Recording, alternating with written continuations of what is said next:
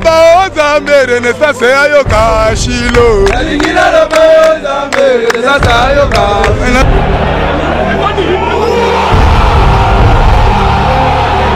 Renaissance arrive, Renaissance arrive. Coco Xavier, la malenge, Coco Xavier, la malenge.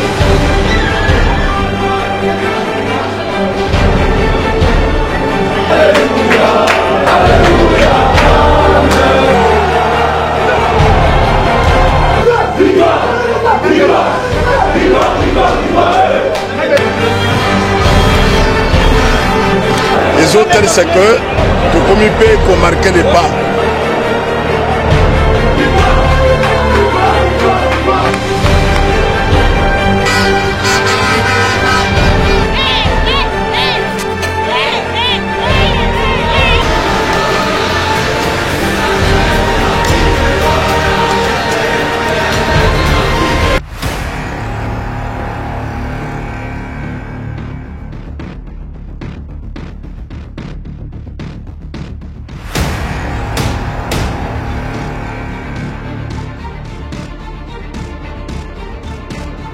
Mesdames, Messieurs, bonjour et bienvenue dans votre émission Bana Renaissance, votre émission qui parle souvent, qui parle et toujours du football club Renaissance du Congo.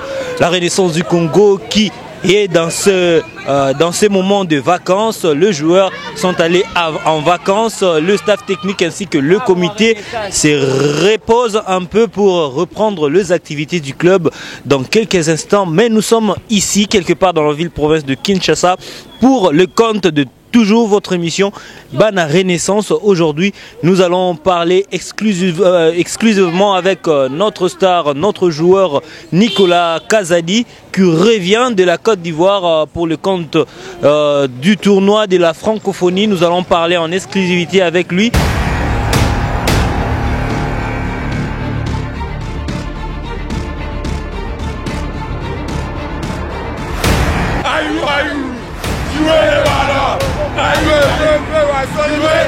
L'équipe la mission est capable d'affronter n'importe quelle équipe dans le moment tout ça.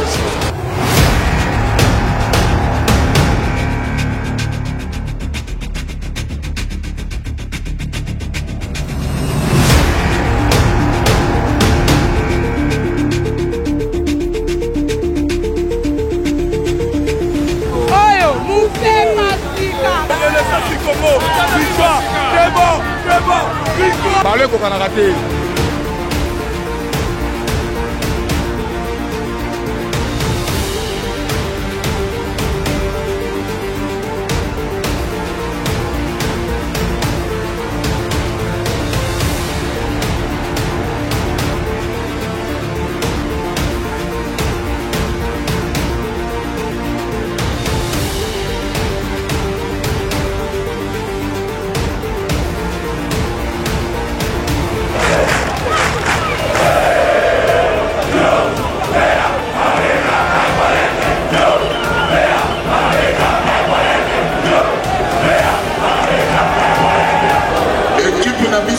Et c'est dit dans 2 ans, dans quelques mois.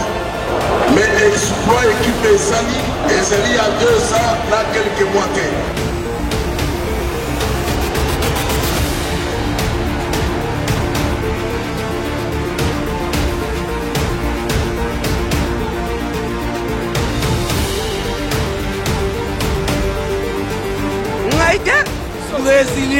Mais l'autre là, il faut pas quoi, il est malade en derrière.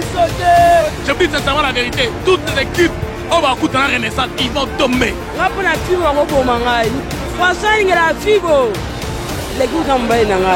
tout cas, bravo. Tu continues à la région, tu lever bas plus haut, tu reconnais déjà.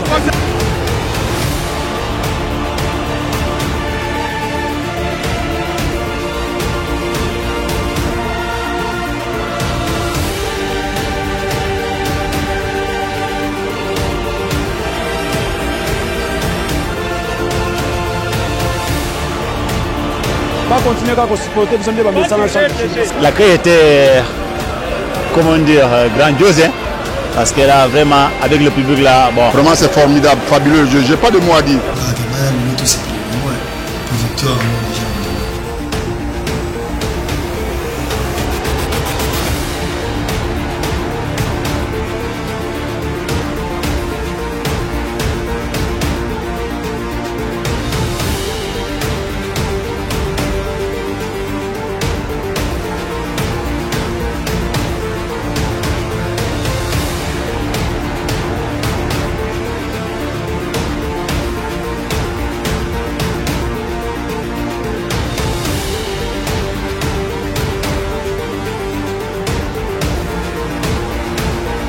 Pour le moment, il faut battre sur la Renaissance du Congo, à l'équipe de Malonga.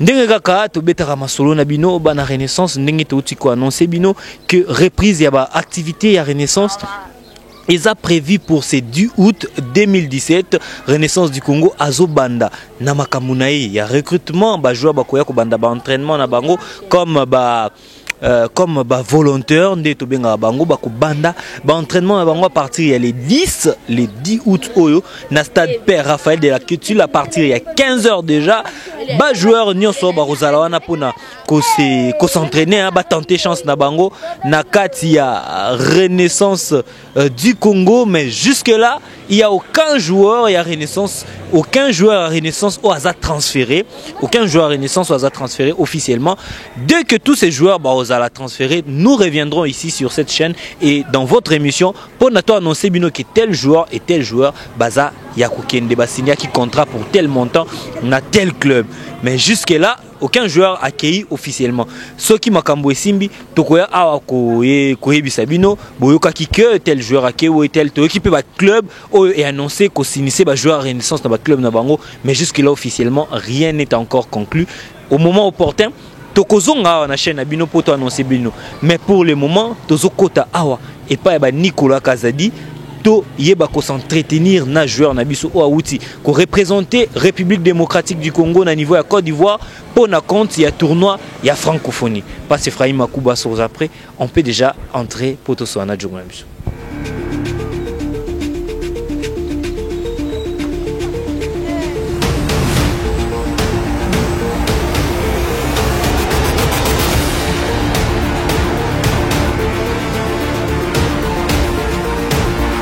Voilà, tout comme déjà dans entrée et pas Nicolas Kazadi avec vous ensemble avec vous comme tous en habitude de ça on va supporter pour frapper la porte hein total ndinga oyamba biso Nicolas joueur na biso auti musika na Côte d'Ivoire il nous a beaucoup manqué et to solola na ye bozo ba nouvelle na ye hein, comment est-ce qu'il a évolué là-bas pour frapper ensemble na bino et puis on va voir sa réaction.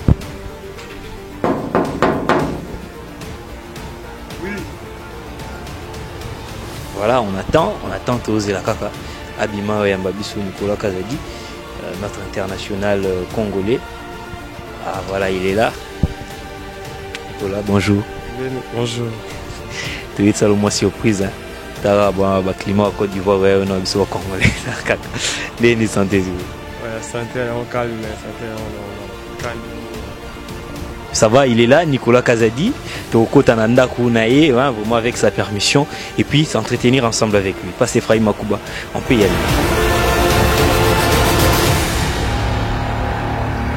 Eh bien, madame, messieurs, ndenge toutu ko annoncé bien du banda, toye awa et pas Nicolas Kazadi, international congolais, milliers relayeurs et football club Renaissance du Congo, à Outina niveau à Côte d'Ivoire, qui représentait République démocratique du Congo, à sa fierté aussi à Renaissance du Congo et pas Iwapi, Bimi 4e na niveau ya tournoi ya francophonie na Côte d'Ivoire, Yemoko Nicolas a livré un match ébélé vraiment il a joué beaucoup de matchs. Tozoatan yako betango na bino, mais pendant émission kakande to annoncé bino, on va vous montrer tourner ya avec Pascal Mukuna bandi ba tourner na ba section pona a yebana ko éclairer ba supporters, a yebana ko sensibiliser ba supporters par rapport à ba rumeur nyonso ezo courir na ville province ya Kinshasa avec Pascal Mukuna ndeng tolobaka alati mo ba galon a Kititi na ba section pour aïba ko s'entretenir na ba supporters de tout près hein à sola na bango azaki bongo na niveau ya Kingasani na Pascal et c'est wana semaine pour passer na niveau ya Kingasani Bondal et puis Matete. À part ça to betela bino lisusu masolo ya reprise ya ba activité. Il y a Renaissance du Congo et s'annonçait déjà pour ces 10 août. Renaissance du Congo à Koye, bah, reprendre bah, activité naïe, pourquoi pas bah, recrutement, il y a bah, nouveau venu, bah, ça la jonction, na bah, ancien 10 jours après, après intégration, bah, bah, la retenue, bah, la juin, bah, ça jonction. Naba ancien joueur au Bakoye banako disputer saison prochaine na niveau ya championnat au Renaissance du Congo à Kobeta et Pefkin Linafoot. On attend bien la décision ya fédération congolaise de football association. Quant à nous, nous restons optimistes par rapport à la décision na bango. Tozo zela toyebike to tikali optimiste toza na kondima ete que décision est favorable na côté ya Football Club Renaissance du Congo. Concernant aussi les transferts, la peine à Nicolas Kazadi concernant la rumeur Toyoki parce que Toyoki paye Nicolas Kazadi aza en partance azo kende association sportive V Club ou soit Daring Club Motema Pembe ndenge kaka biso Toyokeli yemoko azawana akoyeba na ko éclairer biso. Après Nicolas Kazadi, on aura aussi le temps de s'entretenir avec d'autres joueurs. Oyoba Makambuna Bango Zako se faire entendre. Pourquoi pas Tozoa capitaine Djouma Chabani, Jésus Moloko du Capel, Lenga Mukoko, Assoumani Rachidi. Pourquoi pas tous ces joueurs au bazo enflammé marché à transfert na niveau ya Congo Tokozoa Bango, mais les loto bandino na Nico. Voilà, Nicolas Kazadi, bonjour. Ouais, bonjour Joyce. Ndeni santé. Ouais, santé ils allons bien quand on a été tout à l'heure. Nous allons continuer à Osalande et au Kanaki.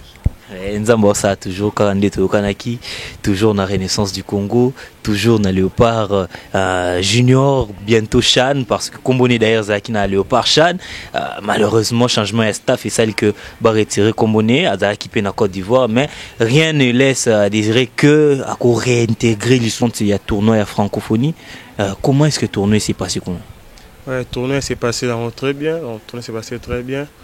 Tu représenter vraiment valablement Mboka malgré tu raté la médaille, mais le tournoi s'est passé bien, donc nous sommes bien pour tu veux une équipe Ming Kuna donc vous allez regrouper bien avant l'équipe Ming Bamesana déjà, mais biso tout à l'heure dans stage une semaine au Maroc, donc une semaine au Maroc là bah monsieur scout ba équipe Maroc té ba équipe Maroc té ba kamba mo na Côte d'Ivoire to sangani et puis to meki ko sala mo quoi bien tourner l'équipe bien.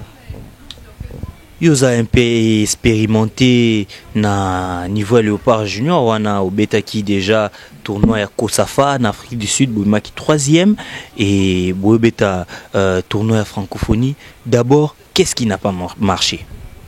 Bon, c'est un rôle là au moment vraiment on a rôle qui marchait pour nous surtout ils allaient qui nous surtout ils allaient normalement donc ils allaient né football et c'est football des allaient football nde la to na défaite victoire na match nul donc tu gagner ba match tu poler ba match donc il y a ba résultat foot quand c'est mais nous sommes allés dans bien côté na biso moralement physiquement donc nous sommes allés na biso bien vraiment.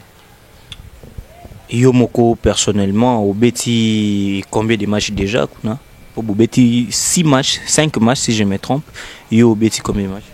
Ouais, on a beti il y a des matchs à Canada, il y a Haïti, il y a France, il y a Maroc. Donc, il y a 5 matchs. Dans 5 matchs, il y a 4 matchs, 2 comme titulaires, puis 2 comme réserve. On a 2 comme réserve. Tu es évité hein, parce que tu es bien en qualité. Il y a alimenter le milieu du terrain. Qu'est-ce que tu as apporté de bon, par exemple, passe à billes ou soit quoi? Parce que 2 matchs, vous gagnez, équipe amicale, vous gagnez Haïti, vous gagnez dans la France. D'abord, victoire à France contre France, état d'esprit na bino ya Indien parce qu'on est qui match les Européens sa qualification. État d'esprit na bino ndeni beaucoup makiti na ko battre équipe monene à France. Bon, pour nous banda au début déjà tant RDC qui pour la francophonie pour le France, Canada, Haïti et belé baner au quartier qui est tout au bimana pour wana. Donc on a pour Tomiko Saté. Donc vraie vérité là tu belé baner on s'attendre là on te battu belé baner donc RDC na pour loin tu allez sur la chance tu allez sur Robima ndi bat baner pesa biso. Donc tant tu es kokoma sur place na Maroc tu travailler donc à côté motivation quand cannabis monde donc tu na pour ça là les meilleurs quoi tout là ça va du que tu es capable il y a quoi affronter même bah payer belé donc notamment bah France et puis tant tu qui dans la Côte d'Ivoire premièrement tu n'as biso to mais quand même on est sur contribution qui est tout ça là tout pour là qui après qui réveiller biso ni conscience biso ni on sort tu na pour ça il y a la dénigrer to humilier tant tu es dans la Haïti en France donc tu veux gagner des matchs on a pour tout bimana pour loin donc match à France pendant ce tu gagner qui dans la motivation tu sais qui nous motiver biso moronano tu es motivé biso moronano va jouer dans staff tout là qui en a pour tu es pour ça gagner match là pour créer une histoire pour n'inviter ceux qui arrivent avant n'inviter ceux qui attendent avec équipe à moins d'âge tu es à l'école kuna France RDC a gagné France donc voilà non tu arrives donc tu es là pour ça les lots remontent on est sur ça les mater tout ça là donc il y a moi là masse ça ça vous allez motiver na aide pe nzambe pour ton donc quoi quand pour ça il m'a plein mais et ko kisama to battre France donc motivation à l'équipe. Là il y a une faute sur Jordan Ferry, le coup franc est joué vite. Avec Maï. Maï encore. Maï qui a joué vers Kebano. Hésité de frapper Kebano. Il a été repris. Herman qui fait la différence dans le rond central pour écarter intelligemment vers Clark Nsikulu qui rejoue vers Herman. Oh la petite passe d'Herman pour Manzala et ce ballon capté par Abdoulaye Diallo. Il y a danger sur les buts français. Il y a danger dans le jeu aussi, la preuve sur cette occasion de la RDC. Ouais, c'est Herman, hein. Depuis qu'il est entré en cours de jeu, il a amené de la puissance, mais il a apporté aussi un équilibre offensif où il se projette dans les espaces, il crée des problèmes aux Français. Et félicitations na joueur Nyonso, il y a Léopard Junior ou Bakenda qui peut représenter Mboka. Vous avez fait la fierté de la République démocratique du Congo pour Nicolas Kazadi à se retrouver 4e lelo na Afrique francophone et Senga qui peut un autre joueur, un autre joueur comme Arsène Zola, un autre Kamalandwaku, le gardien il y a Dragon, et joueur il a fallu la réunie pour Bazoa mérite au Babimi Nangwana. Félicitations Nabino Nyonso, félicitations et aussi na Nicolas Kazadi. Mais Nicolas Kazadi kuna bo se retrouva qui va jouer il y a Oudjana, joueur il y avait club, joueur à Bukavu Dawa particulièrement joueur Oyo Betina Bango Lina Foot. Ambiance est là dans Kata Group.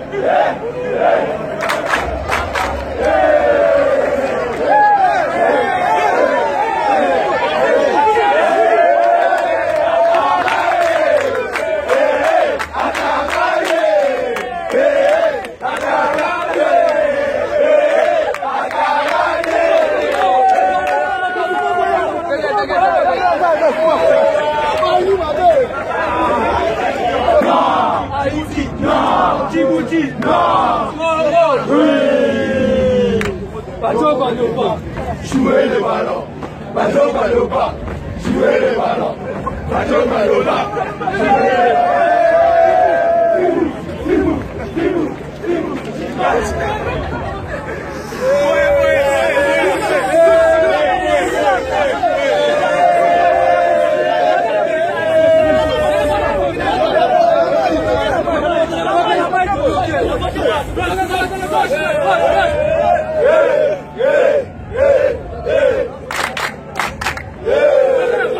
ambiance elle na kitoko ils avaient première photo kutana te muzungu ana siko azana vite avant qu'il vite azana ujana tuzali na Afrique du Sud Arsène Zola avant matala mazimi na kai fato NP na ba stage tout ça là avant que Afrique du Sud na camp pour tuzala ne donc tuzali da groupement de tout messane déjà na gardien mungano il passe na Afrique du Sud donc groupement de tout messane qui parle ba msusu hotel ni France na Belgique ndebe ki ko intégrer groupe donc ambiance c'est bien tu mais bon peu bien donc on est sur bien makasi ko kabola o ni o lina foot o jana o ni donc ils allaient être na ba massa on était vraiment une famille et tout ça là moi matumboli ndezalaka ah yo joueur Renaissance kuna mais tobeta kibino moi matumboli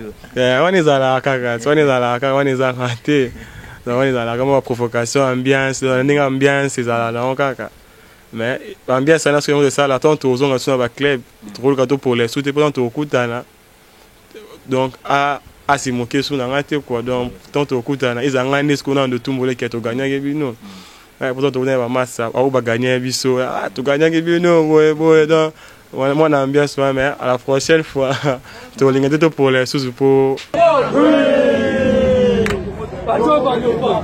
jouez les ballons, jouez les ballons,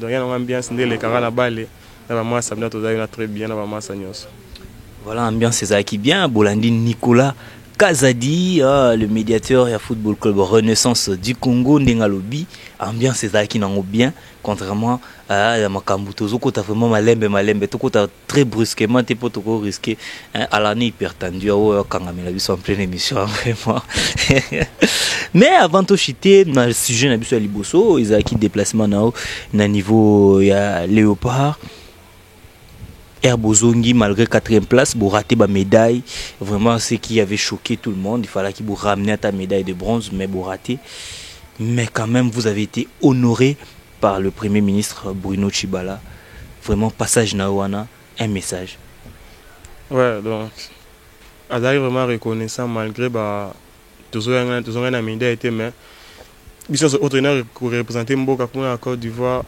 ba discipline mususu peto zaki absolument ça ba mususu yaki na médaille d'or pesa ki ba médaille d'argent mais souci ka pour biso na posateur tu as na médaille mais tu es na monté bon tu es na ministre a invité biso a mbaine biso bien alors c'est les gars na bien tous élèves na bien accueilli et na kangi citation moko premier ministre Bruno Tshibala lobaki avant on s'est posé des questions et loko nini Congo esalela yo il faut bandako se poser la question et loko ni yo moko osalela Congo vraiment na minute Nicolas Kazadiazo s'est déchargé déjà na ba poa na romitu na ba question et loko ni na salela Congo en tout cas pour la première fois depuis tournoi à francophonie et bandako betama RDC à franchir deuxième étape la compétition il y a de grands joueurs au lelo ba betama grand club au monde ba Leka Wana et les lobos à combo na Léopard A baleka wana mais ils n'ont pas pu donner le meilleur d'eux mais génération Nicolas Kazadi Baye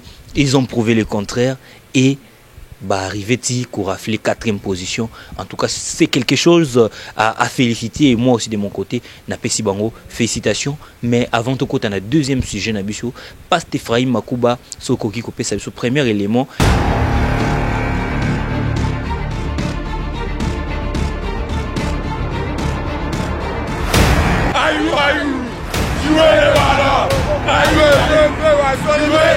L'équipe navigeuse est capable d'affronter n'importe quelle équipe dans le moment tout ça.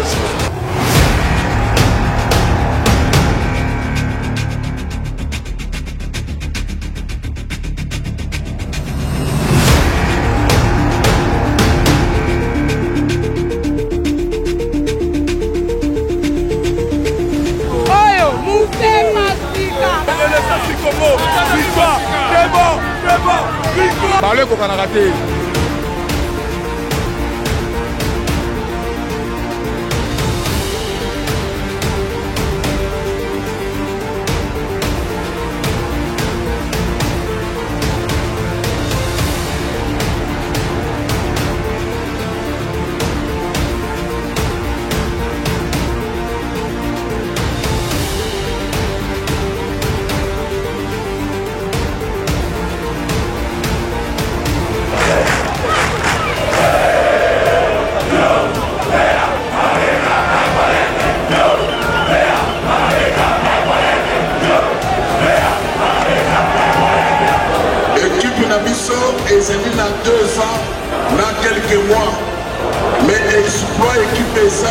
Et c'est il y a 2 ans, là, quelques mois.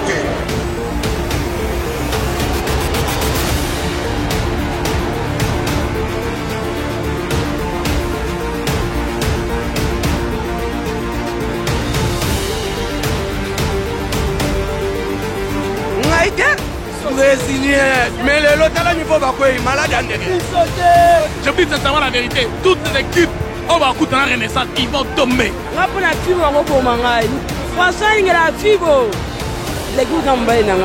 En tout cas, bravo. Tu continues à la régime, tu lever bas plus haut, tu reconnais les gens.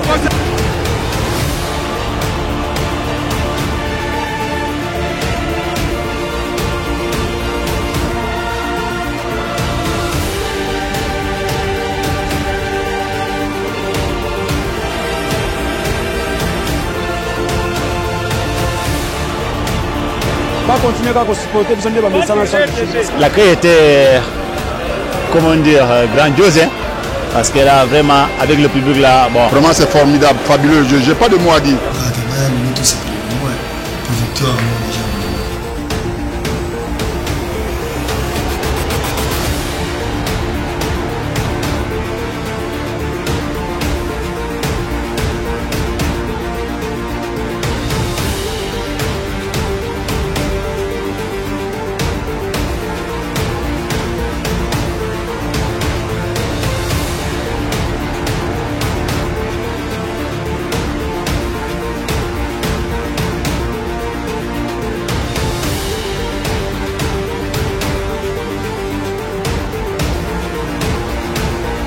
Pour le moment, il faut Bakuno Sobayo Bakwa, Renaissance Congo, Azali l'équipe Yamalonga.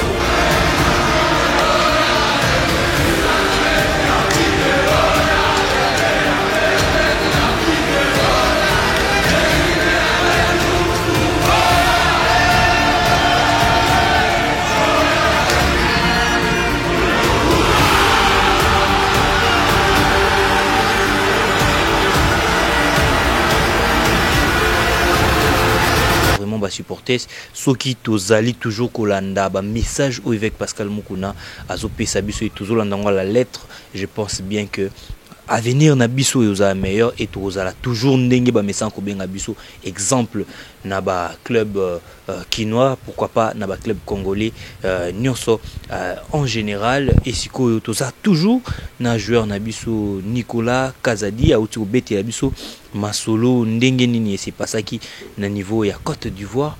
Mais tolingi toyeba, est-ce que Nicolas Kazadi a joueur kaka ya Renaissance ou soit Nicolas Kazadi pe alinga ki mabiso, on ne sait pas. En tout cas ba supporters baza englouti na méandre ya ba doute. Vraiment tozolinga toyeba d'abord Nicolas Kazadi saison oyo tobeti Renaissance abimi si pas 4e 5e parce que abeti tous les matchs n'a été, mais yoza qui n'est effectif à Renaissance du Congo.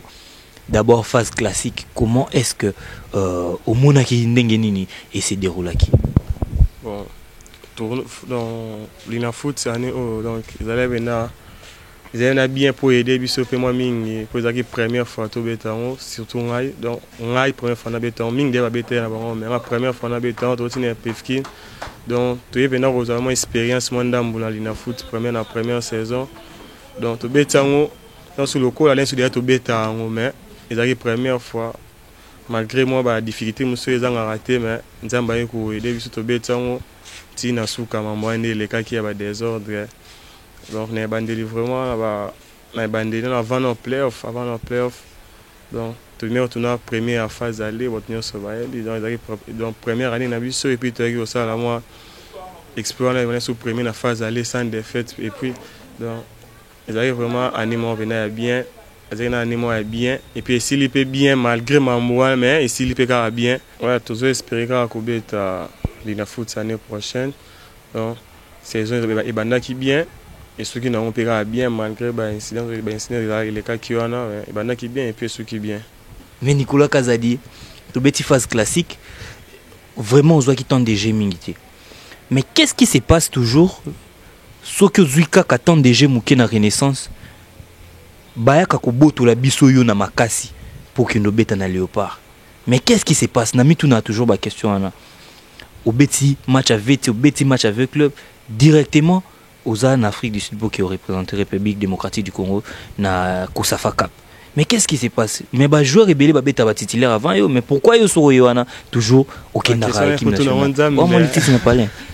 Mais nzambe moyen na liboso caméra passe tes até yo ne faut répondre. Pourquoi parce que va gêne de prière au sein va gêne de prière au sein ba donc c'est une prière pour nzamba ala kisa wa ngamo na habité wa rafonza ngala na wesoni patience travail et puis discipline pour mutema wabepe na batu te poto bamasa babetara to banoso babetara ata bati na banzo to retenir to vandi ota baninga au fond la mutema ki équipe gagner bamasa babeta bien ya moment étant sur ton yozo les opportunités pour beta mamno ezara toujours pour lele donc on a bien photo na nzambe pour nzambe de mutabi secret. Eza émission moi tout ça là na Robinho Ebengo un analyste sportif na zo risque même à inviter na émission Renaissance de beta masolo sans polémique hein, na le bar sans polémique jour wana karaboué to comparable à médiane et les cas na Renaissance et zala qui évolue pe na Renaissance na moment wana et na toute une question moko est-ce que Nicolas Kazadi a na place na kata milieu wana à l'époque ozaki même ozaki sous titulaire té ma répondant que oza na place na kata milieu il y a Renaissance et l'équipe 2-3 jours, tu retrouvé un match à Sangabalende. Au Betty match, c'était splendide et moi-même j'avais apprécié. Prochain match contre V-Club, on a vu Nicolas Kazadi. Maintenant, il faut comparer au Beta match avec Club aller, on est plutôt dans la phase classique. Au Beta match, il y a retour, auto perdra 2-1. Après, au Beta est sous phase retour, il y a playoff, auto police sous 2-1. Nalingi na yomoko o asa o sa no moi synthèse moi analyse au comparer deux matchs wana nini au monitor les deux matchs. Bon, le match c'est un somi balé so na ba o liboso na no na o liboso to perdra on donc vite à beta cap suite au don to beti tina suka te ko perdre match wana les gens normal na ninga ba les ala mais c'est o a tout robina to yana motivé donc to yana pousser à perdre té tu as pour ça au bima la stade na victoire et puis moi une course c'est là qui pour dans le corrosion d'Afrique donc on a tout revenu tout béton avec beaucoup de motivation donc na pour ça il y a gagner pour nos zones d'Afrique puis match une des les quatre match na pe donc kitoko makasi na ba Rachidi Assoumani ba Vanderlei ba Youk donc Rachidi Moussinga donc tout bétail match là pour tout gagner tous sont d'Afrique donc le match mimbalé na rolo ba wa liboso donc na donc vite na gagner biso trop dans 50 mais derrière la chance de gagner mais il y a trop vraiment tac on a GPNA pour tout le match tout bien tout match na TV au moins que tout bétail qui pena ton sous tout besoin de donner 65 on est sous 35 mais il faut arriver que ndeka nzambe kaka mutu ayebi nyonso oyo esalama ata bosali nde nini oyo aloba oyo adesida yango wana esalemaka donc toyaki koperdre na deuxième match ou lisusu mais match mbala eleka bien et puis moi expérience nga c'est-à-dire que expérience individuellement par rapport à premier match et deuxième match donc deuxième match ça se sentait vraiment donc on a barisi mon expérience na o nazangaki na o liboso donc na o match mbala c'était un peu plus à l'aise et puis physiquement, tactiquement, techniquement, donc les élèves vraiment si au top mais wana Boutikolanda Nicolas Kazadi, ces joueurs et la Renaissance du Congo hein, c'est le joueur parmi les joueurs au sa Renaissance du Congo, Coupe du Congo au Toganiaka 52e édition à stade de Papa Tata Raphaël hein, match Togania Don Bosco 2-0 au joueur à la numéro 8 à Betarna Simamatumona Zolarum, c'est Nicolas Kazadi, vraiment il avait livré un très grand match tout sur la naïe par rapport à l'évolution toujours et la Renaissance du Congo sur beaucoup na katikati évolution naïe ndenga utakina Léopard et puis la Renaissance du Congo cette saison il nous parle et toujours continuer toujours kosola naïe mais Nicolas ningo tobeta solo toujours il y a match avec club tant que petit match avec club il y a playoff il y a retour match aux acquis titulaire d'ailleurs tout sentir na premier mi-temps Nicolas Kazadi un peu frustré et puis bah supporter ces belé bah Bouddha qui trop na combo Nicolas Kazadi mais na deuxième mi-temps la deuxième mi-temps tomoni Nicolas Kazadi au se ressaisir aux 8 charges à match ndeng tolingo bengo mingi na lingala aux 8 charges à match kilo à match et Renaissance du Congo avait présenté du beau football. Décalage entre premier mi-temps et deuxième mi-temps. Qu'est-ce qui a fait que premier mi-temps aux Olympiques nassé mais deuxième mi-temps aux a remonté moralement Makassi? Premièrement match à la première mi-temps sur Otali match bien. Donc fort mingi na ça qui on défense. Donc na c'est fort mingi défensivement donc on a défendu on a moins mingi premier mi-temps. Non ça que ton sous défendre tout na car récupération ballon. Laisse moi perdre et ando salema. Donc ils allaient les premier temps à défendre moi trop que deuxième mi-temps bato azali liboso na ba mekele les choses moi ko aider moi ndambu na banesco ba qui comprendre qu'il faut ba mekaper ko défendre et puis tant ba ça là qui a moment deuxième mi-temps na pima qui ndambu défensivement mais après na apporter qui moi un plus offensif quoi. Donc la première mi-temps on a qui trop défensif donc trop défensif. La deuxième mi-temps. Est-ce qu'il y a eu implication à staff technique, coach François, coach Daouda, le préparateur physique? Oui, donc je vais avoir un club, on est de ça là, donc il y a un entraîneur. Si vous remarquez, on est arrivé à coach Guéhi, donc coach Guéhi na bandeli, il y a un coach Tangate, tina suga no tanga pona. Mais tactiquement, dans le système, physiquement, il y a un qui est pointé. Et tant on comprend que pour ça, puis on est fort, on travaille dire, et puis on gagne une confiance. Et puis techniquement, donc, on est reproché l'autre, on a techniquement, on a vraiment, on a le colo, mais et nous, moi, donc, moi le moins amicé surtout défensif surtout même Vanderlei a défendu au côté on a Kolbakete sur le plan technique Nicolas Kazadi a ça vraiment ouais donc c'est un technique qui est dans le prochain à trotter mais est-ce que le ming est des agents de kokangisa sur le plan défensif donc il y a un barra mama kokangisa là les kokangisa te va y a un match à Liboswana oh il est sous et le sous punition pour na luka kosala posana et puis on est remis ça na ko appeler sur kokangisa ko défendre ndé ya lingaki depuis na sukane na que soit confiance donc ce qu'on a beti bon ça forme ça va entraîneur va pesa biso yango le défenseur d'envoyer le ballon parce que s'il envoie c'est pas bon les milieux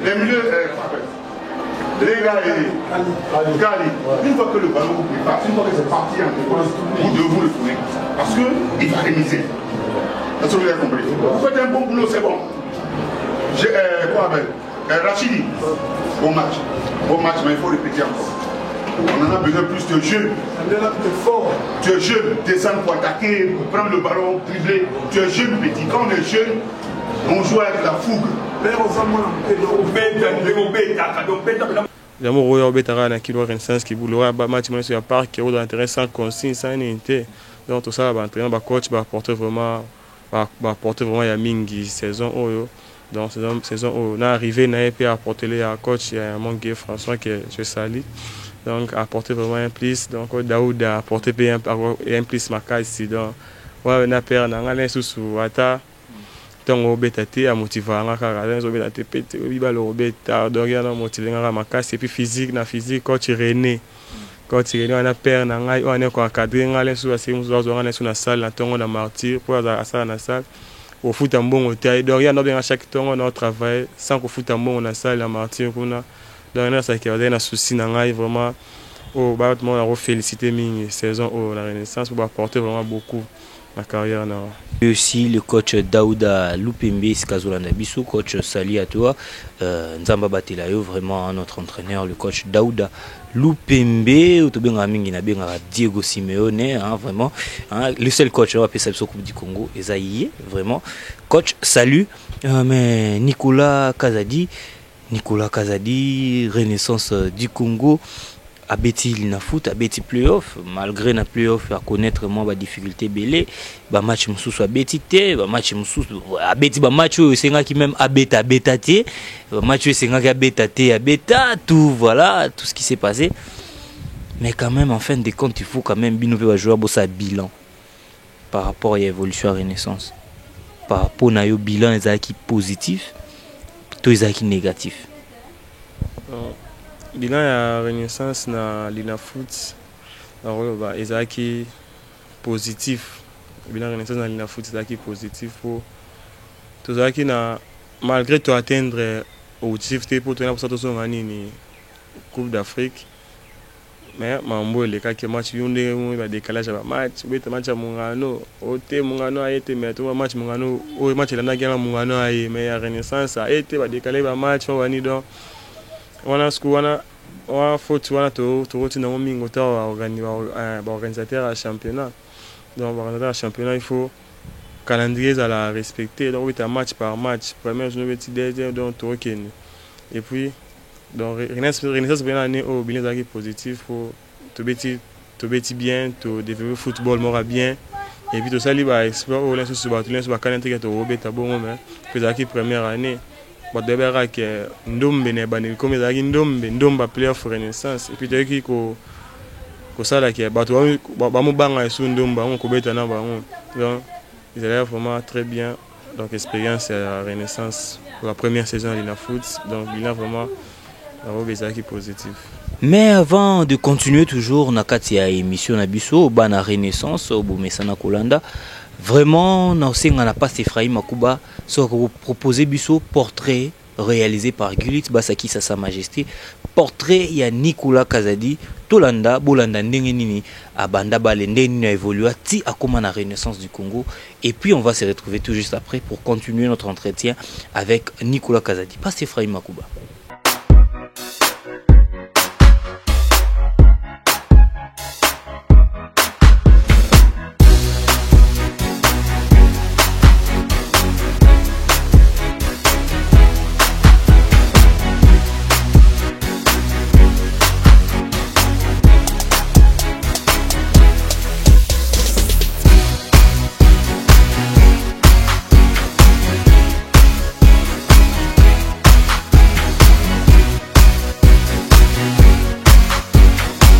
Okito Kazadi Nicolas est cette jeune perle et compétence admirable du football RD congolais qui alimente sans tabou tout débat sportif au quotidien ces temps qui courent.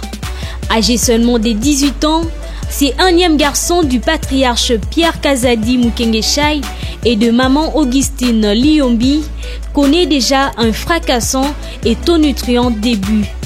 Un phénoménal et intrépide milieu du terrain qui conquiert plus d'un cœur au sein du FC Renaissance. Papa, on m'a balé en lingawata mukete. Ils allaient pour obéta balle l'époque d'entraînement, soyez tiawata derrière musala ya vandi. Faut ça que boire na sima na minani na sima le pont va voisin tourner au cœur après qu'entraînement on va 3e division. Mais par après na ba 2e division kakolo baba tout bani aki ko comprendre aki ko pesa nzela donc il monte un peu sur tinda ngai on a des indices mais bandeli vraiment à ne vous permettre traiter ils allaient m'attendre dans une classe il y en a ba tanga aux diplôme et bon ça ni obeta balé non bien et puis top vous avez diplôme de venatiga pena sur nzela makasi na mbabali. Avant d'imposer sa marque actuellement dans cet arsenal imperturbable des l'ossature orange comme véritable patron du milieu offensif, Nicolas Kazadi, dit N8, a connu un cursus normal comme tout autre jeune footballeur. La division abandonne, on a une nouvelle génération de Barumbo et pas Pasteur Devo, c'est-à-dire on a un coach Pidou, coach d'âge Mboaï, la 3e division. Après, on a 3 saisons. En 3e division, on a 2e division, on a BK Saint-Etienne, il y a président Papi. On a une année dans la 2e division, tout le monde équipe. Et groupe tout le monde dans la 1re division, on a une année d'être na Africana. L'Africana, on a une année dans l'Africana, on a une fraternité quinoise. On a une année qu'on a en Renaissance. À l'été et c'est vrai naturellement en 3e division par la nouvelle génération de Barumbu, le passage à l'AS Saint-Etienne en 2e et 1re division était un créneau pour acquérir le savoir et valoriser ses qualités afin de servir à bon escient les clubs intéressés par ses services. Il explicite un peu plus ici. La différence c'est à Makassi. Donc, fraternité, les équipes moi ils ont des supporters tout dans rôle au ballon, les équipes à Moutou. À rôle on appelle les bonne équipe nanga pe Kofi mais Renaissance équipe moi des supporters belé. Donc l'équipe y a battu belé et puis sur vous êtes dans la Renaissance donc on a un avantage belé par rapport à la Renaissance au monde na bala mort on a Liban Mboka au monde en bas na plein match donc la fraternité moi dans match mususu pe tu PF qui ndeza là. Oui dans match mususu pe ton mususu. Na baton match est vert. Batu doit continuer à monter au stade dans bino rane bobeta. Mais en Renaissance dans ce match population vénézuélienne va supporter va jouer belé va jouer soutenir donc il y a des collectifs un peu moralement quoi. Non ma balle. Artisan de la grande victoire du FC Renaissance du Congo à la 52e Coupe du Congo, Kazadi garde en mémoire ce sacré comme son bon souvenir. Champion du Congo, donc nini o na zuna bina ya liboso na zona bale na nga champion du Congo. Donc bon souvenir na. Et sans embâche, il parle aussi de son pire moment dans cette vie de joueur. Ouais, il y a moi calé na zona choc mon à genou. Il a vendu à moi qui est en 3e division. On a choc mon à genou ne vendu ça à mon qui. À part wana ko za bana choc tout le moi ma belle qui langa na vie na carrière na balle. Exact. Il s'efforce en 1000 morceaux pour copier ses pairs à l'instar d'Iniesta l'Espagnol, pour ne citer que celui-là, son vrai modèle. Iniesta et on peut la Marco Verratti à Paris Saint-Germain. Iniesta surtout contrôle le ballon et puis protection ballon. Pour Iniesta pour botter les ballons et à facilité. Puis Marco Verratti fait la même chose, mais il y a l'équipe Iniesta défensivement, il y a Kangisaka, c'est là donc à l'équipe Iniesta non Kangisa. Mais techniquement, il pas la qualité, protéger le ballon est bien et puis perdre le ballon facilement. Donc on mélange le ballon, on a l'occasion qu'on a bimanakati à mélanger le ballon.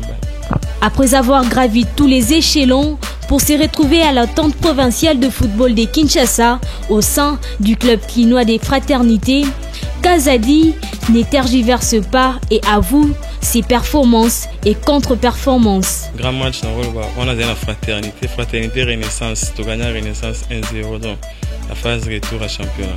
Quand on a fraternité Dragon, donc on a match un mauvais match. On attend là la mission quand on tourne, on attend la Renaissance et fraternité Dragon. On a ça un mauvais match.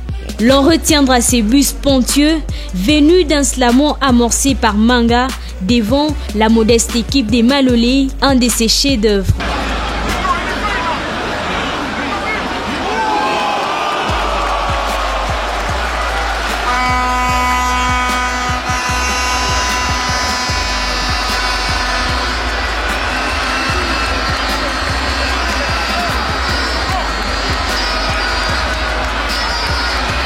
Ton grand projet. Et là, Liboso, dans la ligne avant, mingi aider les pauvres.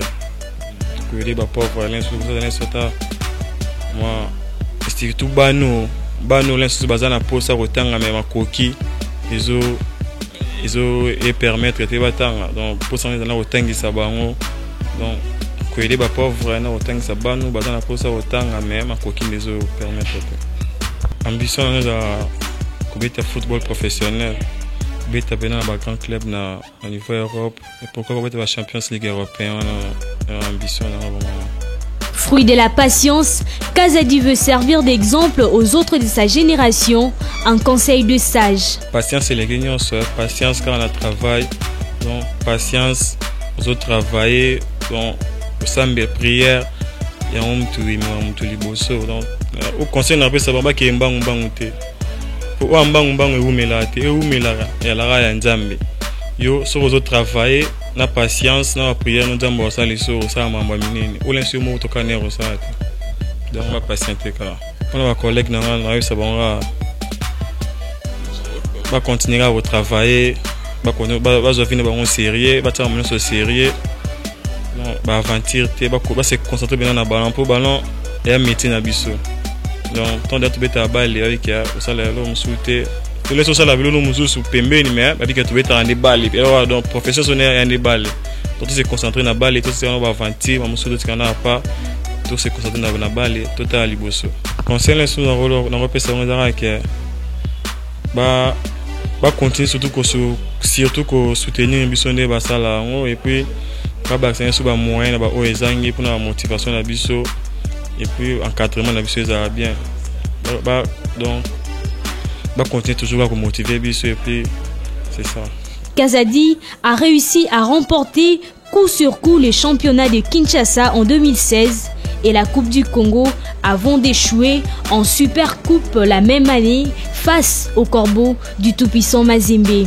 Il monnaie son talent dans Renaissance et convainc les plus sceptiques des supporters. De l'accueil réservé, Nicolas en parle avec fierté. Maman, ça vraiment, on a vie en Renaissance.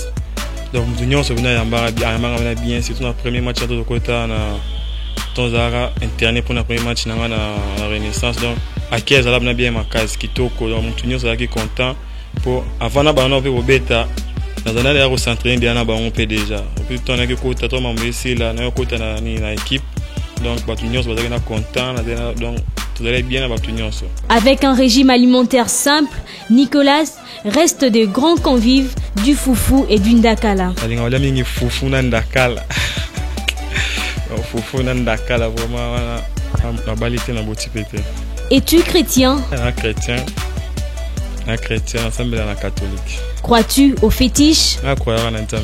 Mais Nzambe est capable de faire la nion surtout aux enfants sur ça la so Seigneur pour qui sont donc ata ceux qui singanga to nini donc on a importance dans monter point ba tourner sur ba kenda pe kuna ba bisa ba pour gagner match il faut tirer na poto donc ceux qui allaient là sous et là mo ba qui c'est le rôle on va ballon pe na poto donc Nzambe n'est pas capable de faire la nion so oh donc on a bien connaissance na ya Nzambe vraiment.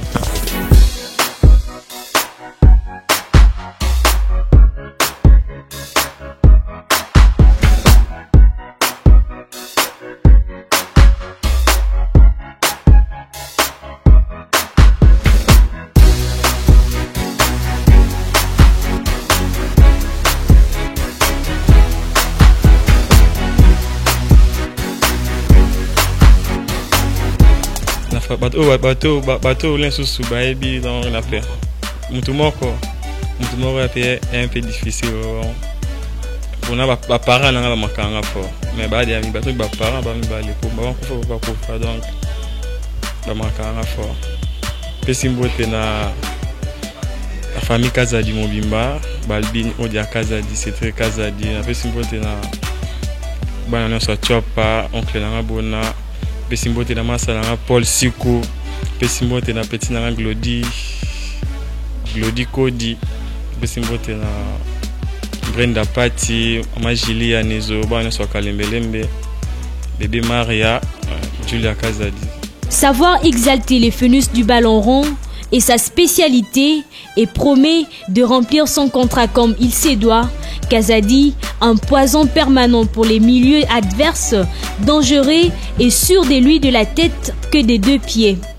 Nicolas a sa place dans n'importe quel club, comme qui dirait aux Zambianais, la valeur et la qualité n'attendent point le nombre d'années.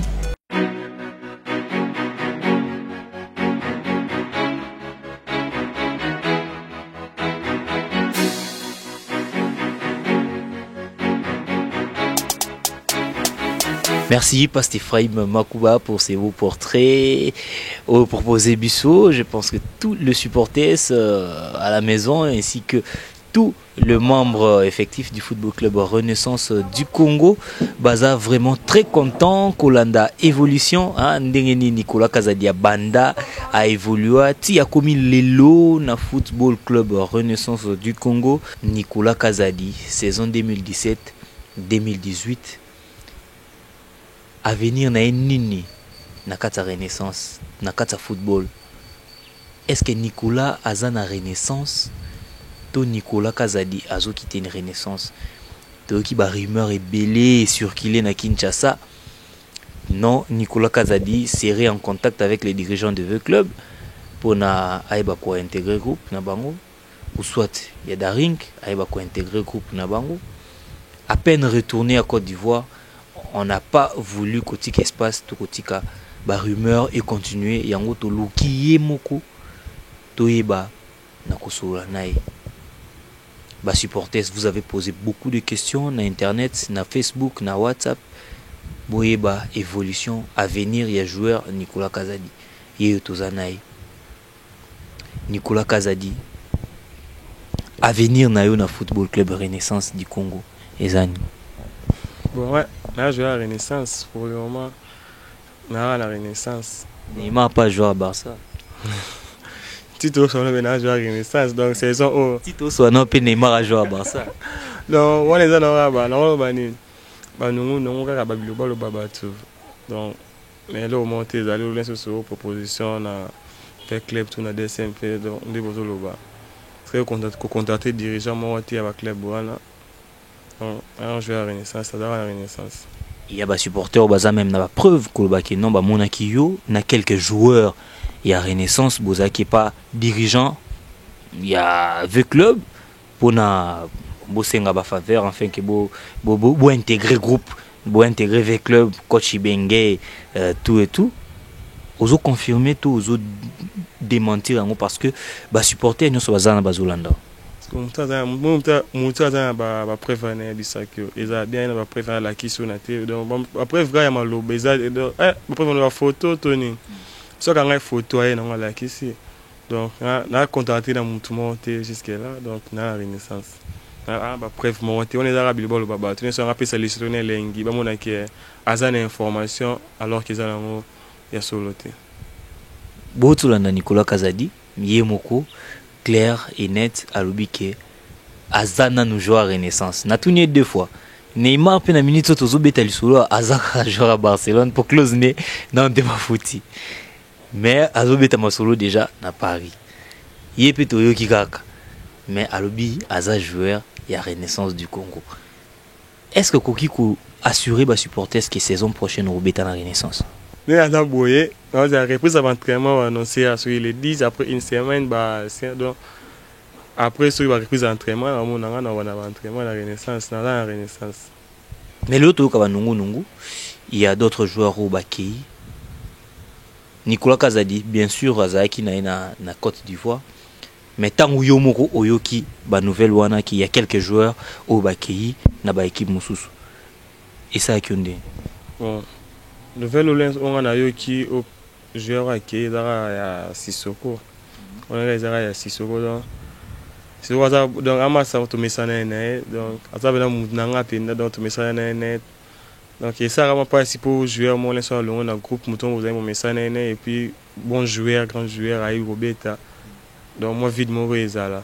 Mais à part ça il y a vie donc to beta raté pour nautique à la place donc sur un place montant tout sous ok laisse poner sur un peu libota donc et ça là peu moins bien donc ils a rassis se connaît bon et ça là moi pas ici mais on est sous content na moi la maille denga évoluer avec un niveau Égypte pour la monnaie jouer na comment que c'est sur un stade c'est dans Londres donc ils a vivi ils a bon vite banda malin pour nous mata pour nous que musique ba coup de chapeau nera donc d'abord il y a ba flair qui est liboso mais nouvelle il y a transfert on a yo qui venara mo idara ya Sissoko ba msusu wana pe na yo ka na mitoba na waka na minoka batu na ba les concernés dans zo ka na monte donc bien zo ka ba Jésus ba lenga ba nani donc no ki na ngona mno na ba monte mais o Sissoko yo mo mde bisenga ya on est sous na bietia mais wana na rolo ba teke o nani ba ki po na preuve monte sous ya wala kisakete aki vraiment solo mais Sissoko vraiment na siki ya aki pour monter bisenga moi la moi bisenga mais malgré vie des tikala ils a vie donc ma bonne chance n'est kaka celui de tikali to défendre la couleur et ben na fiwo. Voilà, tu aussi limité na Nicolas Kazadi, on va chercher tous les autres joueurs où vraiment ba rumeur ils courir to tika bangote to pour chasser bango et bango pe bako boya yamba bisoté pour déjà vendredi prochain si tout va bien beaucoup ça joueur mususu ya Renaissance to betaka ba masolo ya transfert.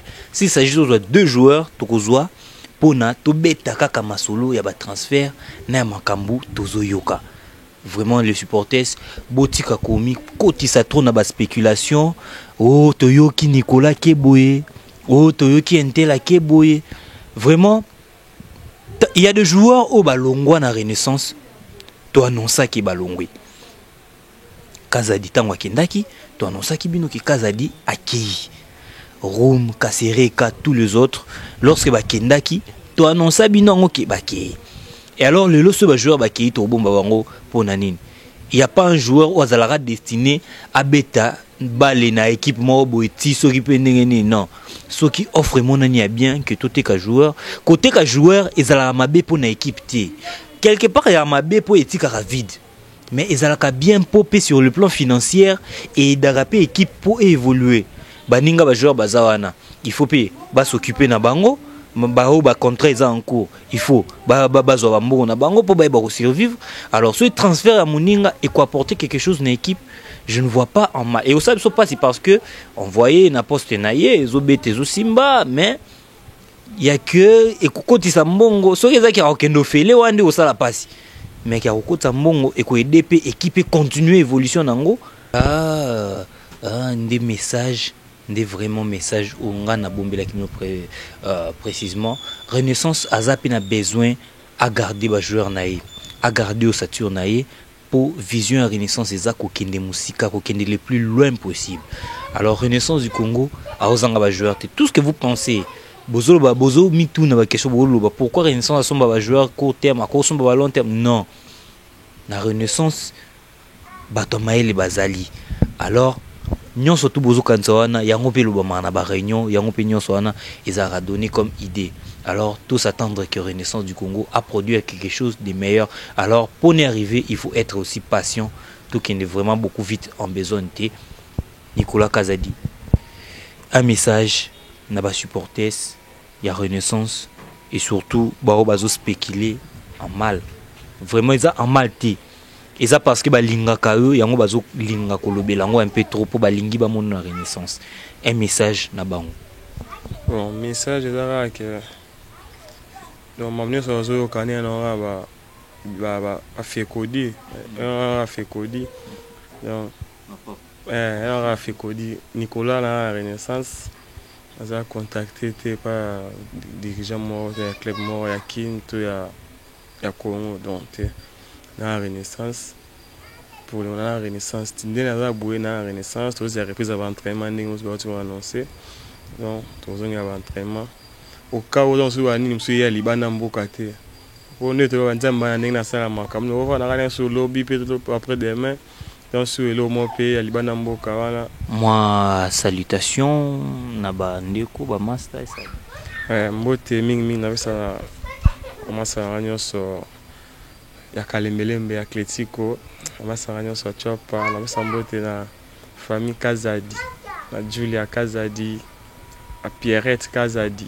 wana ma grande sœur propre Pierrette Kazadi bambote belé Stella Mbaki Kazadi Balbine Kazadi Kaji Kazadi na pesa sombote na Brenda Pati Glodino Kodi Paul Siko Aristote Mwepu bon la sanité wa na santé masana Salif Sissoko Volda Bikindu Pierrette Wechi Eliane Wechi Loma Torres Paul Siko Martha Kilonda na pesimo de son na Brenda na pesa que ka na Brenda Pati na pesimo de na Sylvie Mamona et puis bon rétablissement là mon père papa de show donc bon rétablissement na moi cinéma Mambombo oncle Bonana Chopa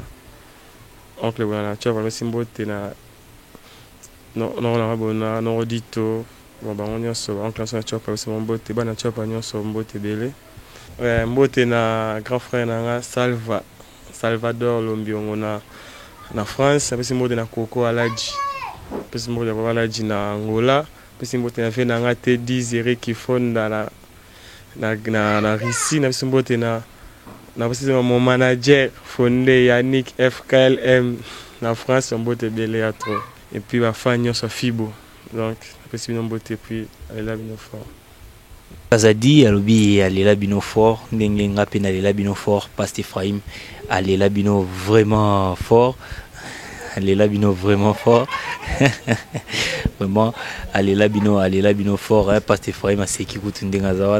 voilà, nous sommes vraiment arrivés à la fin de notre émission Bana Renaissance. Moi aussi, je vais en profiter pour saluer le boss Jesse Showbiz Kambala. Jesse Kambala, voilà, c'est ça son nom. Et pourquoi pas à Divin Ngala Mouloumé, mon ami, et aussi à Saddam Loata, ainsi que à Papa Georges Chipamba. Vous étiez très nombreux en train de suivre cette émission Bana Renaissance.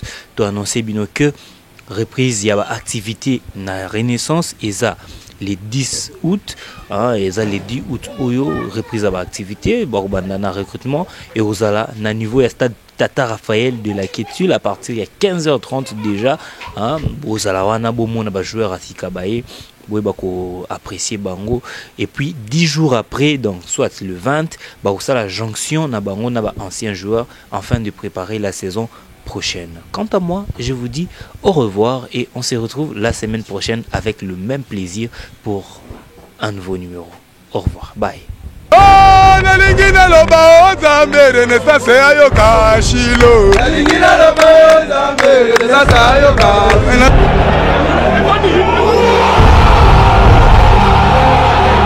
Renaissance arrive, Renaissance arrive.